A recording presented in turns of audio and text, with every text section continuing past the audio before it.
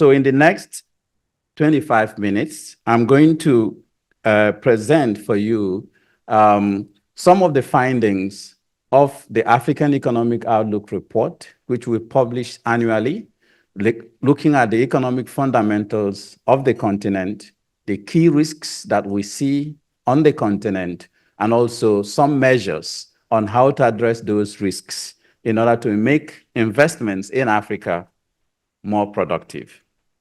So this year, we looked at Africa's economic performance within the context of driving structural transformation on the continent in the context of the changing global financial architecture. I'm not going to discuss the full details of the report because I see that the summary of the policy outcomes of the report is already with you and also translated into Japanese for greater appreciation. So this afternoon, I'm going to focus on discussing three main issues. The first is Africa's economic performance and outlook, short and medium-term outlook for the continent. The next is the key issues that's been raised, which is a major risk that we all watch, debt vulnerabilities and risks on the continent. And I'm going to be discussing bridging the gaps between perceptions and reality with regard to what risks exist, what are the mitigants, risk mitigants that needs to be put in place, and what actually are the realities of risks versus how the global rating agencies now measure risks in Africa.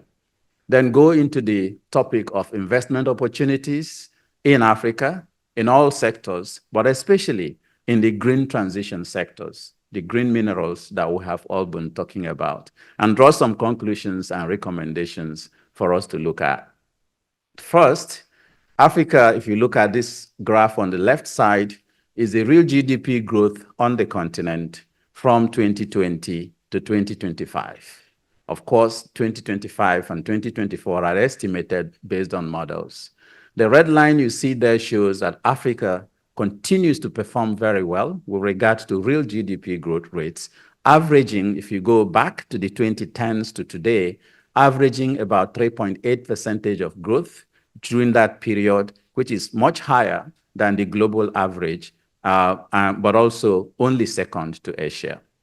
And consistently, even after COVID-19, we continue to see that that economy remains resilient.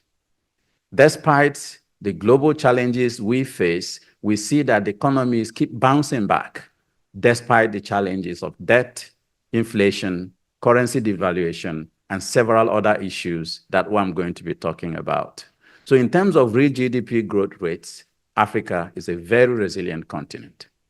On the right side, you see real GDP growth rates per capita, and that's where the problem is, that the GDP growth rate per capita in the continent has continued to trail that of all other regions. And that is why, despite the real growth rates that we're seeing, we're still seeing poverty deepening. We're also still seeing issues of insecurity, debt vulnerabilities, and some of these risks that we all talk about. The implication there is that the growth rate is not enough catching up with population growth rate. And then there are also other factors that is causing capital flight from the continent, meaning that the well-being of citizens is not being well taken care of. The second point we like to make here is that Africa is a continent, not a country. And that is very, very important for investment decision-making. If you look at this regional disaggregation of the growth, you find that all the regions are doing very well in terms of maintaining positive growth rates despite the recent challenges we've seen in the global economy. The Southern Africa region is trailing others because of the challenges we see, structural challenges in South Africa, energy, and other structural issues. But Eastern Africa region outperforming the rest of the African continent, but also North Africa, Central, West Africa, and other parts of the continent, all doing very well. If you go down, which we also do, providing what we call country-focused reports, you will still find that there's a lot of divergence between the growth, the risks, and the opportunities in each country of the continent. And for some of the large countries, even within the subnational states and regions of the countries, you still see those diversities. So let's keep that in mind so that when we hear about debt on the continent, it's a game of averages. Sometimes the average debt to GDP ratio is high, but in several good performing countries, the average debt to GDP ratio is really very low. And that's what you see in all economic fundamentals that we look at. On the right side, we also looked at GDP growth rates with regard to economic groupings. Are they dependent on resources or non-resource dependent economies? Is it tourism dependent and so on? And you can find the differentials that you also see that will be very important for you to think about with regard to investment decision making. So some of the key macro fundamentals that we are watching: inflation, local currency values, fiscal and current account dynamics, but also primary balance of countries. I'll just run through it here. Just like in most parts of the world, inflation in Africa has risen significantly post-COVID-19 because of imported inflation due to fiscal consolidation that followed the fiscal policy easing and the monetary policy easing that happened during COVID in order to address the COVID-19. So this year, we are seeing that inflation is slowing, will be slowing in 2024, but it increased by 3 percentage points in 2023 from 14% on average to 17%. But again, when you look at the different countries, we have tried to present here, there are several countries on the continent where the inflation impact is still very low, creating opportunities for business.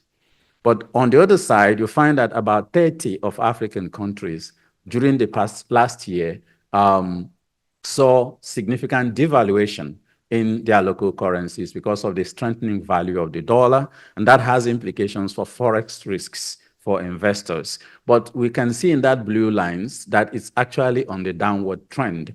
Basically, the currency devaluation impact on the continent is going down. The red is 2023. If you look back, so we are recovering from the COVID issues with regard to that, but it still remains a significant issue that we have to watch. This is not working. Can you help move this slide? So here we look at fiscal and current account balances. And again, that story of improvement continues to show in every indicator that we watch on the continent. And the same also about primary balance.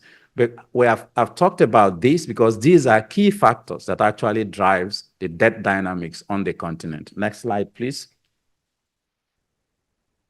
So, and on the debt dynamics on the continent, on this right side, you see that even after the epic that we had, debt has been going up significantly in the past decade. But as you see in that graph, it's also now petering down. So the quantum of debt to GDP ratio on the continent is improving. So it's slowing, now estimated around 60% of GDP, debt to GDP ratio, but still is higher than the pre-pandemic level. So we're still working with countries to try and bring that debt issues down. But why are we having those debt challenges on the continent? On the right side there, you see the spread that you find for sovereign debts in Africa has increased since COVID-19 because of this fiscal consolidation, interest rate, and other things I've talked about, by about 3.5 times more than all the other emerging markets. So, and the cause of this is because over 70% of Africa's publicly guaranteed debt are dollar denominated. So any policies in the United States impacts debt repayment costs. And the other side is that the private sector debt is increasing now at 49% of total Africa's debt. And we know that the private sector debt is often shorter term, higher cost, and sometimes also more opaque than the public sector debt. So the impact of that is that the proportion of debt service payments on an external debt in Africa has spiked quite a lot in many African countries. And that is what is driving the current challenges of debt vulnerability in the continent. Not borrowing more, but more of paying more for what you have borrowed because of just the interest rate spreads that we talk about. And because of that, about 74 billion in US dollars will be spent on debt service on the continent. And that's taking about 12.7% of Africa's debt service as a percentage of GDP in 2024, 2025. So the implication here is that the countries are doing quite a lot in trying to address the debt issue, but external drivers of debt is still increasing debt service costs. So a question that might be asked is Africa facing a systemic debt risk? Is a capital no. The continent is doing well with regard to bringing debt down, but the global economy, as I'm going to show you later, is also not helping in terms of addressing that challenge. So you're not borrowing more, you're paying more in debt service. And because of that, your fiscal challenges is increasing, taking resources away from normal growth enhancing investments to which you should be investing the debt. So here is also showing that for countries that has large bullet payments due in 2024, refinancing risks will continue to increase. And I estimate that about 22 billion will be required for that going forward. So from this, I can already see a challenge that is external, and that is the current global financial architecture not delivering adequate resources, timely and at the right cost and scale required for Africa to be able to address productivity growth. And even in the midst of that, we have external financial flows from ODA, remittances, official development assistance, that's ODA, foreign direct investments, and also portfolio flows going down by 19.4% last year only, between 2022 and 2023. FDI went down by 44% that year, at ODA by 6%. Only remittances continue to go up. So what that means is that fiscal needs in the countries is increasing, but the little that the countries have are being spent on repaying existing debt. And here is just to show the point I made about scale and timeliness and availability, whether it be climate finance or other emergency finance windows, resources coming to the African continent is low. The same with concessional financing, which normally comes through grants and other concessional windows like the IDA and ADF of the African Development Bank and the World Bank. So here is also the point that we need to be cognizant of, that ODA resources is likely to remain low because the fiscal challenges is not limited to Africa. So we need to look for alternative sources of resources. But here is where African countries need to do quite a lot more, because we are seeing a lot of leakages from the resources that are being generated within the continent already. You can see about almost 600 billion is being lost out of the continent due to poor risk ratings, illicit financial flows, corruption, or international profit shifting. But the continent is receiving only about 175 billion from all the other external inflows that we have. So, but there are structural issues on the continent that we need to address. One is bridging the gaps, the information asymmetry between global investors like yourselves in Japan and what actually goes on the continent. This study is by Moody's Analytics, and you see that Africa has about 1.9% default rate for large infrastructure projects over several years that the study was done. That is compared to 6.6% in North America, and then also 12.4% in East Asia. But yet, the continent is paying higher because of the fundamentals in the economy, but also some inequalities with regard to access that is in the global financial architecture. But there are domestic factors that we are working with countries to address: inflation, trade openness, informal sector of the economy. There are other issues that we need to address consistently with the countries as we go forward. So what are the risks that we need to watch? Persistent inflationary pressures, as I've mentioned, high interest rates and debt service costs is a problem. Commodity dependence, and this is where we really need to talk about here, because in every industrial revolution, Africa dominates with regard to access to those resources, but operates at low value chains. So increasing value added for the green minerals that we're talking about presents huge opportunities that we need to look at. But also climate shocks and geopolitical conflicts are major risks that we need to watch. And then I've already mentioned the challenges in the global financial architecture. I'm not going to dwell so much in it because of time, but just suffice it to say that some of the support has always been counter-cyclical, and therefore we see resurgence of downward trends afterwards. And because of that, the continent continues to have significant challenges to address. But we're seeing a lot of improvements as well, a lot of fiscal consolidation and progress in debt restructuring by countries is happening. The common framework has been very helpful, but needs to become faster and better improved. And other debt servicing, debt restructuring instruments are being discussed by the G20 Capital Adequacy Framework and the G20 Global Financial Architecture Working Group, from where I just came to this, will be helpful in addressing some of those challenges going forward. So there are several things that are already going on, which is going to help drive that debt issues that we're concerned about even down more and more. But the structural issues we have on the continent that will be key for investments here is about structural transformation on the continent, and there's huge gaps in productivity between different sectors. Agriculture remains a key area to invest in, low productivity and low cost of labor, large access to land, over 65% of arable land on the continent. But if you look at this, you'll find several of the sectors still really begging for productivity improvements, creating opportunities for investment. The same as growth. When you look at the regional disaggregation, the stories are different depending on different regions. So the message here is that we need to think of Africa not as a country, but as a continent, and understand the diversities and look carefully. And that's why the partnership with the African Development Bank and other institutions like Africa 50 for hand-holding and information and guidance will be very helpful for the Japanese economy. On green development, we have huge opportunities. Like I've mentioned, 1.4 billion people that will continue to grow. By 2050, over 25% of the global population will be African. A lot of that youths, and the spending capacity in terms of middle class is growing.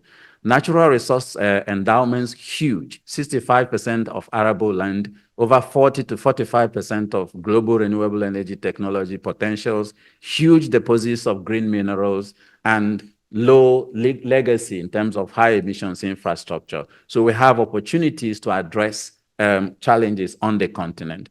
Now, but we have this issue about how do we break this vicious cycle. I keep going back to it because until that vicious cycle of lack of access to development finance, low investment in development projects, low productivity growth, and increased debt vulnerabilities are addressed in Africa, the market will remain vulnerable to external shocks.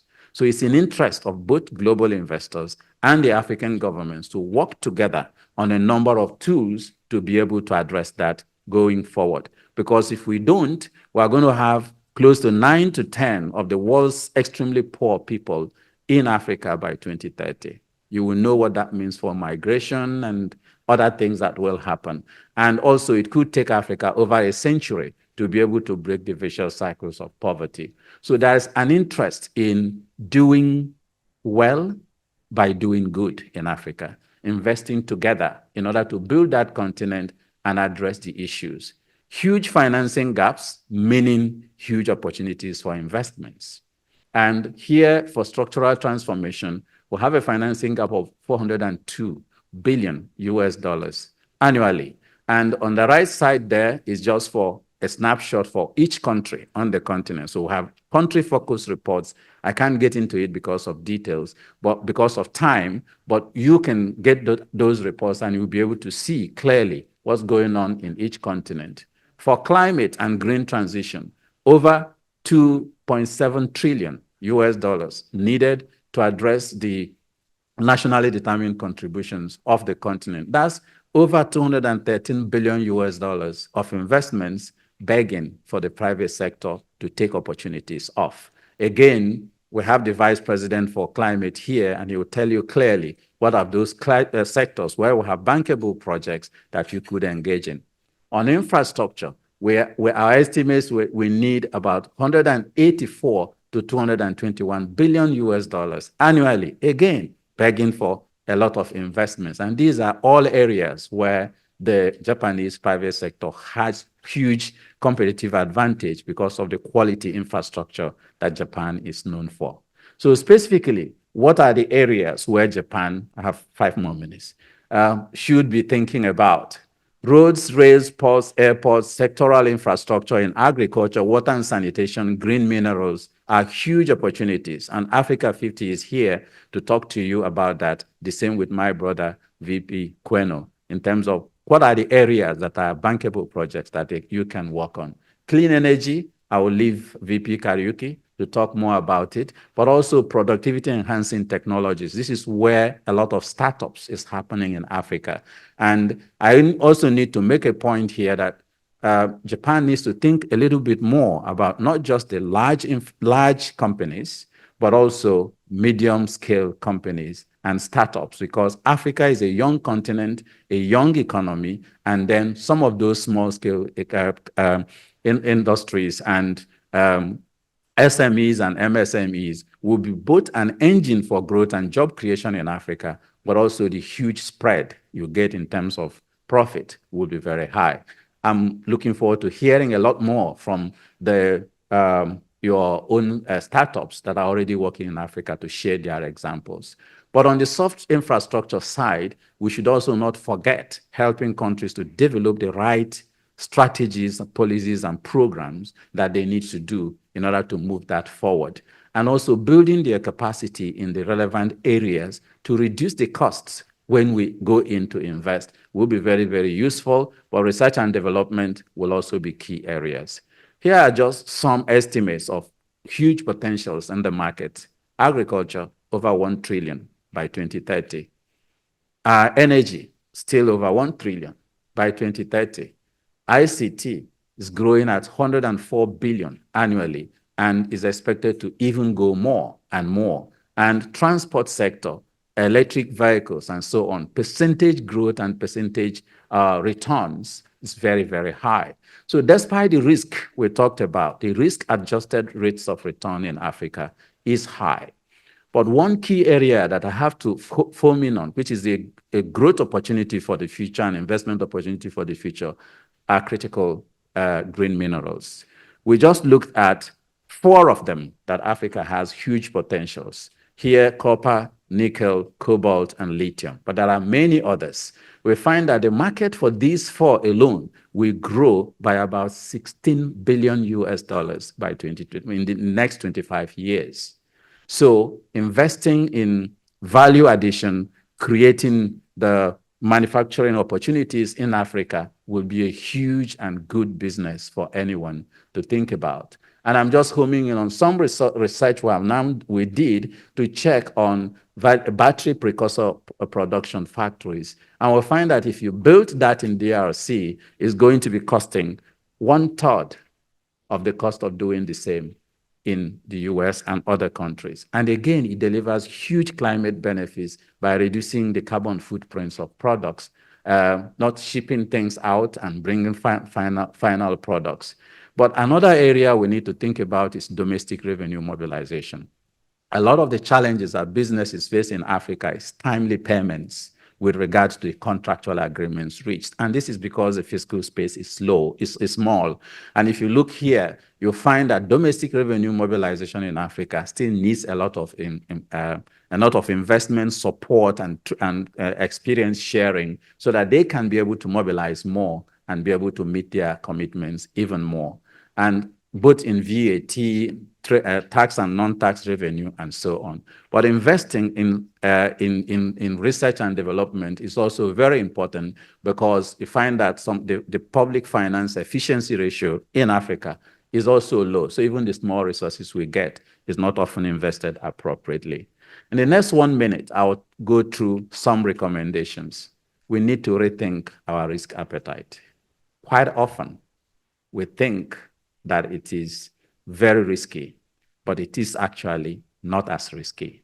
And one of the ways to de-risk is to work with locals, work with the people who are already there, and that is why the African Development Bank is here.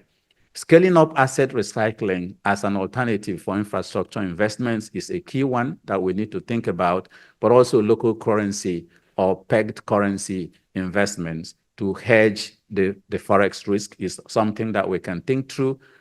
Regional integration projects so that you are not focusing on one country where the political risk of that country is going to affect you more. That's also another thing that we need to think through. Prioritizing soft infrastructure, invest in R&D in the countries that you want to invest so that you understand the country, understand the market, and that's where we can help in terms of supporting you in doing that.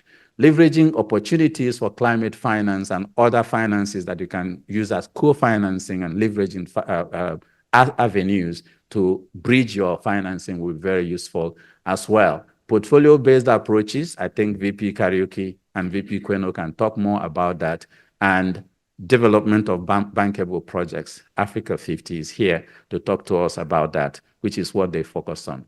But for the international community, like Japan and so on, Japan has been a very good friend of Africa, advocating for speedier debt repayment through the G20, even when you were the presidency of the G20.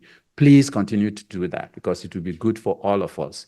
First is accelerating low-cost concessional financing that are affordable for many African countries. Many African countries can't afford the high-cost debt. And our AEO 2023 finds that the availability of public resources is a huge aspect of de-risking investments in the continent. So we need to try increasing ADF replenishment, IDA replenishment, also ODA, and SDR rechanneling. All these things are things that will help in order to de-risk that environment by improving the fiscal space. The G20 Capital Adequacy Framework, thank you so much, Japan, for what you are doing. Please continue to advocate for that. It will help to release about 160-something billion US dollars for Africa to fill that gap. Reforming the debt architecture will also be very useful in terms of addressing the credit rating agencies if we reduce that asymmetric information so that you better understand the risks. But there are several other things that are recommended here. Because my time is up, I'm not going to go through that. But let me just talk about the last one, mindset change. The way we think of Africa last decade is not the same today. Engage with the locals, understand the market better, and then you can invest better. Then closing words. In the middle of all the difficulties you hear of and see in Africa lies opportunities for huge returns. The risk-adjusted rates of return in Africa is still the highest of most parts of the world. And we cannot use an old map or our old history or old experience to explore the new Africa, the new world of Africa. So smart investments in Africa is good business. Doing well by doing good. Thank you very much.